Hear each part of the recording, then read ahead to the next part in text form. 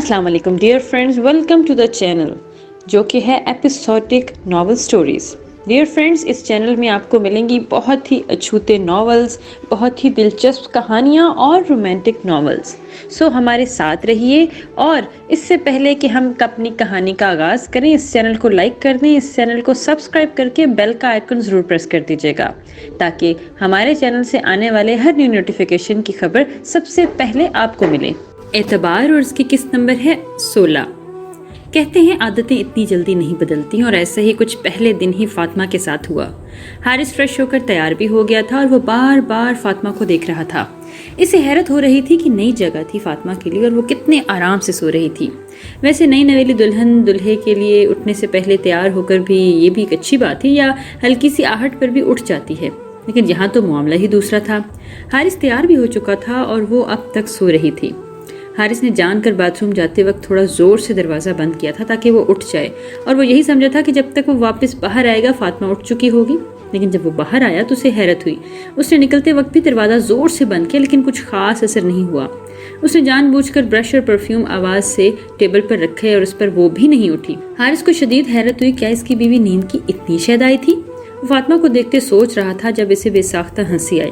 وہ بالکل بچوں کی طرح لگ رہی تھی سوتے میں۔ اس کے سرہانے بیٹھا اور اس کے بالوں میں ہاتھ پھیرا، اس کے کان میں سرگوشی کی۔ صبح بخیر فاطمہ۔ اپنے کان کے بالکل قریب آواز سن کے فوراً کروٹ بدل کر لیٹ گئی، لیکن پھر کسی احساس کے تحت وہ جھٹکے سے اٹھی۔ یہ اس کا کمرہ نہیں تھا، وہ اپنے ماں باپ کے گھر نہیں سسرال میں تھی۔ اس نے حارث کو دیکھا جو اس کے برابر میں بیٹھا اسے ہی مسکراتے دیکھ رہا تھا۔ اس نے شرم اور خفت سے نظریں پھیر لیں۔ اس نے سنا تھا first impression is the last impression, اور اس کا پہلا امپریشن ہی اتنا خراب پڑا تھا۔ 5-10 منٹ میں دروازہ بجنے ہی والا تھا۔ جلدی سے تیار ہو جاؤ، تم دیر سے اٹھی ہو، یہ بات تمہارے اور میرے بیچ میں ایک راز رہے گی۔ محبت سے کہتے اس نے فاطمہ کی پیشانی چومی، اور وہ ویسے ہی بنا نظریں ملائے دوسری طرف سے اٹھ کر الماری میں سے جو ڈریس ہاتھ میں آیا وہ لیے باتھ روم میں گھس گئی۔ حارث اس کے انتظار میں وہیں بیٹھ گیا۔ اب جب تک وہ نہیں آتی وہ روم سے نہیں نکل سکتا تھا، ورنہ راز کھل جاتا کہ فاطمہ دیر سے اٹھی تھی۔ وہ وہیں بیٹھے موبائل میں مصروف ہو گیا تھا جب 10 منٹ بعد فاطمہ باہر آئی۔ پنک کلر کا گھٹنوں سے نیچے تک آتا شرٹ جس پر سفید رنگ کی نفیس کڑھائی ہوئی تھی، اور نیچے سفید رنگ کا چوڑی دار پاجامہ، اور شانوں پر شیفون کا دوپٹہ تھا۔ وہ گیلے بالوں کے ساتھ کھڑی تھی اور دیکھنے میں ڈریس سادہ سا تھا پر اس پر بہت پیارا لگ رہا تھا۔ مریم کا اندازہ بالکل درست تھا۔ وہ ہیوی کپڑے صرف شو پیس بنانے کی غرض سے ہی لیتی تھی۔ جب ہی شادی کے دوسرے دن عام دنوں جیسا سوٹ پہنا تھا۔ جلدی اس نے بالوں پر برش کیا، پنک لپسٹک ہونٹوں پر لگائی اور وہی لپسٹک انگلی پر لے کر ہلکے گالوں پر لگائی۔ آنکھوں میں کاجل لگایا اور پلکوں پر مسکارا لگائے وہ 5 منٹ میں تیار کھڑی تھی۔ حارث اس کی پھرتی دیکھ رہا تھا اور اس نے میک اپ کے لیے چہرے پر کریم بھی نہیں لگائی تھی۔ پہلے حارث نے سوچا اسے کہے کہ اتنی جلدی بھی نہیں، پر پھر آئینے میں نظر آتے اس کے عکس کو دیکھا۔ اسے کریم کی ضرورت ہی نہیں تھی۔ اس کا گلابی پرکشش رنگ ایسے ہی اس پر خوب جچتا تھا۔ اس کو تیار دیکھ کر وہ بھی کھڑا ہو گیا، اور وہ تیار تھی پر اس نے حارث سے نظریں نہیں ملائی تھیں۔ اب اسے سمجھ آ رہا تھا کہ مریم کیوں تیار ہو کر اسامہ کے سامنے جھجکتی تھی۔ یقیناً وہ اسامہ کی نظروں سے کنفیوز ہوتی ہوگی جیسے ابھی فاطمہ ہو رہی تھی۔ چلو چلتے ہیں، اس سے پہلے کوئی دروازہ بجائے، تمہاری بھابھی اور کزن بھی آتی ہوں گی۔ اس کی جھجک محسوس کرتے ہوئے وہ نارمل انداز میں بولا تاکہ وہ ریلیکس ہو کر اس سے بات کر سکے۔ بس 5 منٹ دیں۔ بولنے کے ساتھ اس نے حارث کو تھوڑا سائڈ پر کیا اور جلدی کمرہ سمیٹنے لگی۔ حارث حیرت سے اسے دیکھنے لگا۔ وہ نئی نویلی دلہن صبح سے اسے چونکا رہی تھی۔ یہ کیا کر رہی ہو فاطمہ؟ وہ ادھر سے ادھر بستر سمیٹتے دیکھ کر اسے حیرت سے عجیب و غریب نظریں پھاڑ رہا تھا۔ بس کچھ نہیں، کمرہ سمیٹ رہی ہوں، بس 5 منٹ میں ہو جائے گا۔ اجلت میں بولتی ہے وہ بیڈ کی چادر درست کر رہی تھی۔ کیا تم لیکن یہ تم کر کیوں رہی ہو؟ سندس سے کوئی اور کر لے گا۔ نہیں، امی نے کہا تھا اپنا پھوڑ پن وہاں مت۔ بولتے وہ دانتوں تلے زبان دے بیٹھی۔ اپنی جلد بازی میں وہ کیا حقیقتوں سے پردہ ہٹا رہی تھی۔ حارث جو بڑے غور سے اس سے سن رہا تھا، اس کی جلدی میں بولتے جملے سنتے اور پھر اس کو ایک دم رکتے دیکھ کر وہ اپنی ہنسی دبا گیا، لیکن اس کے لیے بہت مشکل ثابت ہوا تھا۔ اس کی بیوی اپنے گھر میں پھوڑ تھی اور اب اسی پھوڑ پن کو چھپانے میں وہ اتنی محنت کر رہی تھی۔ بے ساختہ سے فاطمہ پر بہت پیار آیا تھا۔ وہ آگے بڑھا اور اس کا رخ اپنی جانب کیا۔ تمہیں اپنا امپریشن اچھا جمانے کے لیے میرے سامنے محنت کرنے کی ضرورت نہیں ہے۔ تم جیسی بھی ہو، پھوڑ، سوتو، سست، سب مجھے دل سے قبول ہے۔ اب چلو، باہر سے آوازیں آنا شروع ہو گئی ہیں، یہ سب سندس کر لے گی۔ محبت سے کہتا وہ مان دلاتا اس کا ہاتھ پکڑے دروازے کی جانب بڑھ گیا۔ فاطمہ اس کے بخشے مان پر مسکرا دی۔ یہ جانے بغیر کہ اکثر ایسے بخشے گئے مان مکڑی کے جالے سے نازک ہوتے ہیں اور ایک ہوا کے جھونکے سے ٹوٹ جاتے ہیں۔ مریم اور فاطمہ کی خالہ بیٹیاں ناشتہ لے کر آئی تھیں۔ سب نے مل کر ناشتہ کیا، خوشگوار ماحول میں باتیں ہوئیں۔ پھر مریم اکیلے فاطمہ کے ساتھ روم میں آ گئی۔ مریم اس کی خیریت دریافت کرنے لگی۔ مریم کے پوچھنے پر وہ مسکرا کر نظریں جھکا گئی۔ اس کا کھلا کھلا چہرہ دیکھ کر مریم مطمئن ہوئی اور حارث اسے پسند آیا تھا پہلے بھی، مگر اسے ڈر تھا کہ فاطمہ کے ذہن نے بھی ابھی تک اس کی پرورش اتنی تو نہیں پائی تھی کہ وہ رشتے کی ذمہ داری سنبھال سکے۔ اور جب فاطمہ نے اسے اپنی نیند اور باقی حرکتیں سنائی تو مریم کا منہ کھلا رہ گیا۔ کتنا صحیح سوچتی تھی وہ فاطمہ کے بارے میں۔ اور پھر جب فاطمہ نے حارث کے دیے گئے مان کا بتایا تو اسے خوشی ہوئی کہ فاطمہ کو اس کے سمجھنے والا ایک شوہر بھی ملا ہے۔ مریم نے ایک تنزیہ نظر اس کے کپڑوں پر ڈالی اور وہ اٹھ کر اس کی الماری کھولی۔ پھر متلاشی سی نظروں سے کپڑے ادھر سے ادھر کرنے لگی۔ پھر ان کپڑوں میں سے ایک سبز رنگ کا گولڈن امتزاج کا ہلکے کام کا کلیوں کا فراک جس کے ساتھ بھی چوڑی دار پاجامہ تھا وہ اس کی طرف بڑھایا۔ فاطمہ نے بنا کوئی سوال کیے وہ ڈریس لے لی اور باتھ روم میں گھس گئی۔ کمرے سے باہر نکلنے کے بعد اسے خود بھی احساس ہوا تھا کہ اس کا ڈریس آج کے حساب سے نامناسب ہے۔ اس سے زیادہ ہیوی تو مریم سندس اور دوسری لڑکیاں پہنتی ہوں گی۔ وہ چینج کر کے نکلی تو مریم نے ہلکا میک اپ کر کے اسے تیار کیا۔ یہ دن بھی کیسے گزر گیا پتہ ہی نہیں چلا۔ دیکھتے دیکھتے ولیمہ بھی ہو گیا۔ 3 دن بعد اسامہ کی واپسی تھی اور مریم ابھی سے اداس ہو گئی تھی۔ کتنی ویران ہو جاتی تھی اس کی زندگی جب اسامہ کے ساتھ نہیں ہوتا تھا اس کے ساتھ، اور اب تو فاطمہ بھی نہیں تھی جس سے دل لگا رہتا۔ وہیں دوسری طرف میرب بھی دکھی تھی اور فاطمہ کے جانے سے ویسے ہی گھر ویران ہو گیا تھا اور اب اسامہ بھی چلے جانا تھا اس نے۔ وہیں دوسری طرف فاطمہ ہواؤں کی سیر میں تھی۔ محبت اور خلوص سے رہنے والی نند جو عمر میں اس سے 1 سال ہی بڑی تھی پر عزت اس سے بڑی بھابھیوں والی دے رہی تھی۔ تہمینہ جو اس کی ہر بات پر واری صدقے جا رہی تھی، اور سب سے زیادہ اسامہ جو اسے اپنے ہر انداز اور اپنی ہر بات سے یہ ظاہر کرواتا کہ اس کی اور فاطمہ کی جیسے لو میرج ہوئی ہو۔ فاطمہ کو خوشی تھی کسی بھی سسرال میں ویسا ہی پیار مل رہا ہے جیسے مریم بھابھی کو ملتا تھا، جیسے اس نے دعا کی تھی اور اس کی خواہش تھی۔ آج ان کی دعوت حارث کے پھپھو کے گھر پر تھی اور وہ لوگ وہیں جانے کی تیاری کر رہے تھے۔ وہ دوسری بار زینت کو فون کر رہا تھا اور پچھلی بار کی طرح اس بار بھی دوسری بیل پر ہی اس کا فون کاٹ دیا گیا۔ اسے حیرت ہوئی، زینت اس طرح تو کبھی نہیں کرتی تھی۔ جب واٹس ایپ پر میسج آیا تو اس نے واٹس ایپ کھول کر زینت کی چیٹ پر 2 میسج کیے۔ بڑی مشکل سے منایا ہے اپنی بیوی کو فتنے کی اولاد، خبردار جب اس کے کان بھرنے کی کوشش کی۔ پہلا ٹیکسٹ ارحم پڑھ کر ہنس دیا اور ساتھ ہی جوابی میسج بھی لکھ دیا۔ نو ڈیڈ، ویری بیڈ، اس طرح خود کو فتنہ نہیں کہتے، ان کے فتنے کی اولاد کہنے پر کہا۔ ڈونٹ ڈسٹرب، ہم باہر لنچ پر جا رہے ہیں۔ دوسرا ٹیکسٹ اس نے آبرو اچکائی، کیا مام اتنی جلدی مان گئی؟ آپ ویری بیڈ، ایسی امید نہیں تھی مام، آپ اتنی جلدی مان جائیں گی؟ کچھ دیر تو ناراض رہتی۔ تعصب سے سر ہلاتے اس نے موبائل کو دیکھا اور وہ میسج سین کر چکے تھے پر کوئی جواب نہیں دے رہے تھے۔ وہ بنا جواب جانے ہی سمجھ گیا تھا کہ جواب میں سے یہی کہا گیا ہوگا کہ ارحم الیاس، اللہ تمہاری بھی اولاد ایسی ہی فتنہ والی پیدا کرے۔ ہنستے ہوئے اس نے موبائل واپس رکھ دیا اور وہ آف لائن ہو چکے تھے۔ چلو کوئی بات نہیں ارحم، پھر کبھی صحیح، موقع تو روز کوئی نہ کوئی مل ہی جاتا ہے۔ خباثت سے سوچتا وہ آنکھیں موند کے لیٹ گیا اور وہ ابھی کچھ دیر پہلے ہی سائڈ سے آیا تھا۔ آنکھیں بند کرتے ہی وہی پرکشش چہرہ نظر آیا، لیکن اس نے اب کے چونک کر آنکھیں نہیں کھولیں۔ اب اس کا یہی روٹین تھی اور وہ آنکھیں بند کر کے جب تک نیند نہیں آ جاتی فاطمہ عارف کا چہرہ دیکھتا رہتا۔ اکبر اور مسز اکبر نے بارات سے اگلے دن ہی زیان سے سندس کے متعلق بات کرنے کا سوچا تھا اور پھر شام نے موقع دیکھ کر بات بھی کرتی، پر آج زندگی میں پہلی بار اس نے بنا وقت مانگے یا سوچ کر بتایا یا ان کی کوئی اور بھی امید دلائے بغیر واضح انکار کر دیا۔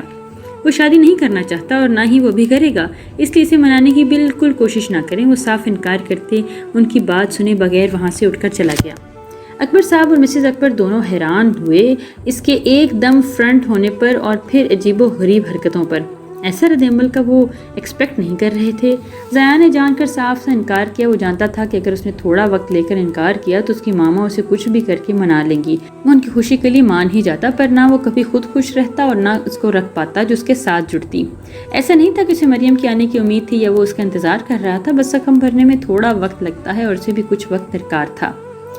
ارسلان کا ارادہ کچھ بھی کر کے فاطمہ کو برباد کرنا تھا، پر افسوس اسے کسی ضروری کام سے لندن جانا پڑا اور اس نے اپنے بدلے کو آئندہ کے لیے باقی رکھ کر چھوڑ دیا۔ لیکن اسے اتنا تو پتا تھا کہ بدلہ تو وہ لازم لے گا اور بہت برا لے گا، پر ارسلان یہ بھول گیا تھا کہ انسان بہت کچھ پلان کرتا ہے پر ہوتا وہی ہے جو اللہ چاہتا ہے، اور بے شک اب بھی وہی ہونا تھا۔ کل صبح اس کی لندن کی فلائٹ تھی اور وہ اپنی ماما کو بھی بتا چکا تھا۔ ان 2 مہینوں کی طرح یہ 3 دن بھی کیسے گزر گئے پتہ ہی نہیں چلا۔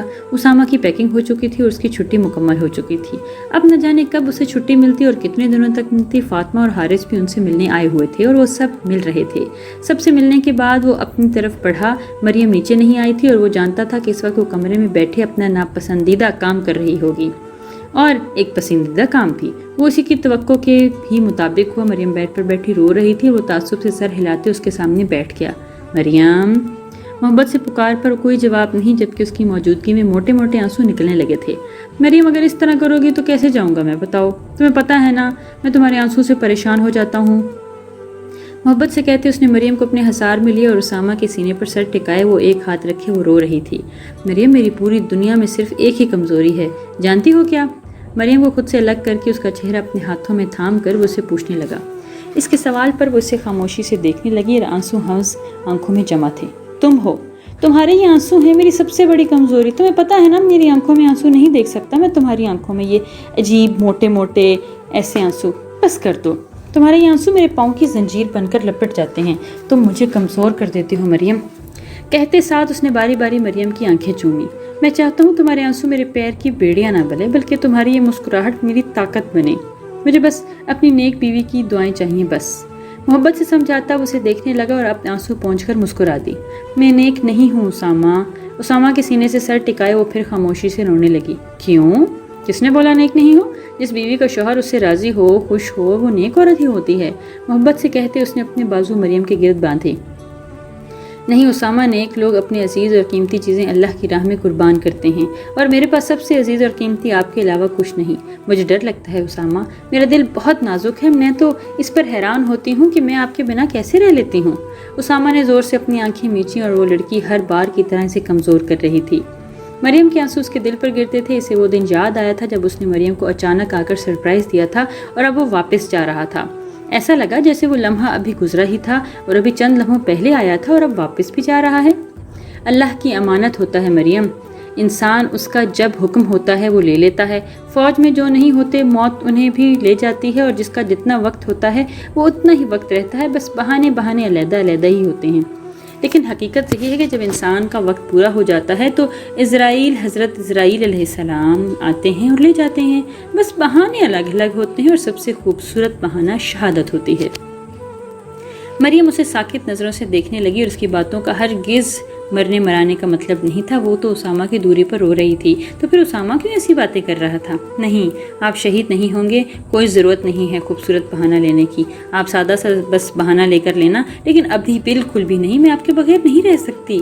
اس امید پر زندہ رہتی ہوں کہ آپ کی آواز سننے کو ملتی ہے، جس دن یہ امید چھن گی میں مر جاؤں گی۔ اور خبردار اسامہ اپنے خوبصورت بہانے کی دعا کی تو وہ روتے ہوئے بچوں کی طرح بولنے لگی جیسے واقعی اسامہ شہادت مانگ رہا ہو اور اسے مل جائے گی۔ شاید وہ واقعی اپنے لیے شہادت مانگ رہا تھا۔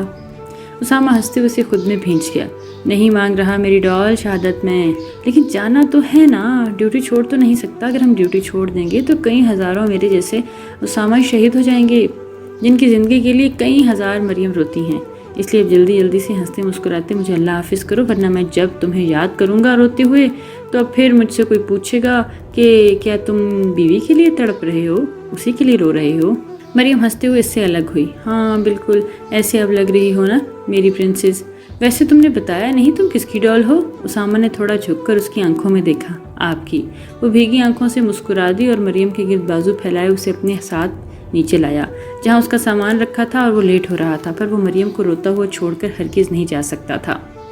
ایک بار پھر مڑ کر اس نے فاطمہ اور میرب کا ماتھا چوما، عارف اور حارث کے گلے لگا، اور آخر میں مریم کے سامنے کھڑے ہو کر اسے دیکھنے لگا۔ اور پھر سے وہ رو رہی تھی، لیکن اس کے سامنے آنے پر آنکھیں صاف کرتی فوراً مسکرا دی۔ اور یہی لمحہ اسامہ کے لیے مشکل ترین لمحہ تھا۔ وہ ہمیشہ سے مریم کے آنسوؤں کے آگے ہی بے بس ہوتا تھا۔ ان کی لو میرج نہیں تھی، مریم کو شادی سے پہلے اس نے صرف سرسری سا دیکھا تھا اسے، مگر جب سے اس کی زندگی میں آئی تھی وہ اس کو اپنی جان سے زیادہ عزیز ہو گئی تھی، بے انتہا عزیز۔ سارے پورچ میں جا چکے تھے کیونکہ شاید وہ ان دونوں کو پرائیویسی دینا چاہتے تھے۔ سفیان کا خیال رکھنا اور میری جان کا بھی۔ مریم، کیا میں یقین رکھوں کہ تم میری جان کا خیال رکھو گی؟ مجھے یقین ہے کہ تم سب کا بہت خیال رکھو گی، پر میری جان کے معاملے میں لاپرواہ ہو جاؤ گی اور پھر میں تم سے بہت خفا ہوں گا مریم۔ میں اپنی جان کی دیکھ بھال میں کوتاہی برداشت نہیں کروں گا۔ محبت سے ایک بار دوبارہ اس کو خود میں سمیٹ کر اس کے ماتھے پر بوسہ دیا اور اس کے دونوں گال چوم کر اس کی طرف دیکھے بنا نکلتا چلا گیا۔ وہ اب اور نہیں رک سکتا تھا۔ اس کا بس نہیں چلتا تھا کہ وہ مریم کو اپنے دل میں بٹھا کر اپنے ساتھ ہی لے جائے، پر یہ ممکن نہیں تھا۔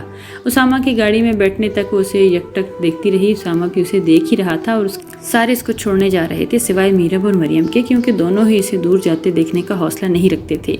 میرب تو پھر بھی دیکھ لیتی تھی، پر وہ مضبوط دل کا ایک مریم ہی تھی جو مالک نہیں تھی، اور اسامہ کا اپنا دل بھی کچھ ایسا ہی تھا۔